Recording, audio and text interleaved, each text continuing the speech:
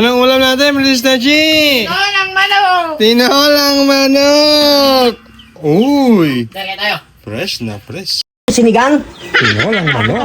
Ah, tinola. Kala ko sinigang. Nakita mo mo yung papaya, sinigang. O bakit may pwede naman lagyan yun? Hindi mo magre-reklamo yun ah. Sama lagyan mo yun.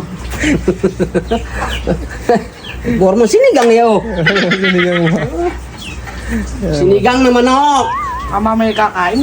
Yeah. Emotional damage. Wala kayo mang ginagawa. Peso na. Tumatakal na si Princess Tachi, oh. Sumasandok na rin si Chura. Yun oh.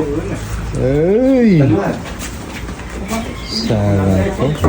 Si Bossing, tatakal na rin. Sabaw pa lang ang ulam eh. Pagod na! Nakapunta! Kumain ka na din eh! Kumain ka na! Ito naman si Boss Funky.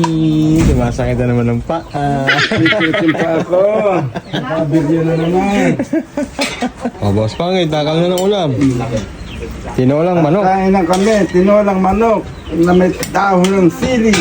At ang mahalagang tanlad! Tanlad! Yung tanlad na lang ang aking nalalasahan.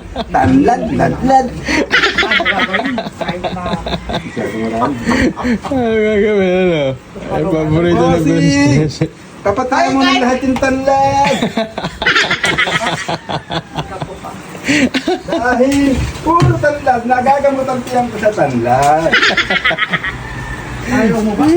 Kalasa, tara! Solve na naman po ang lahat. Bagay na bagay sa panahon ang ating ulam today. Solve na naman si Boss Pangi. Pampatanggal ng sakit ng paa.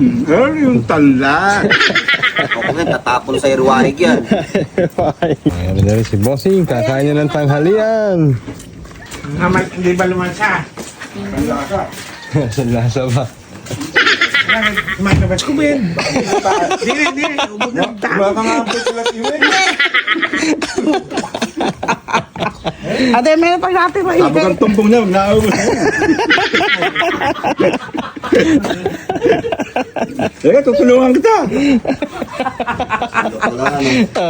Kanin. Kakain na rin si Bossing. yung photo ni. Kasasar, upo ka na rin din eh. Bago mo dala ng pagkain si nanay. Kuha mo ako ng mga apat na silo ron, yung pula. Siling pula. Ay, Bossing.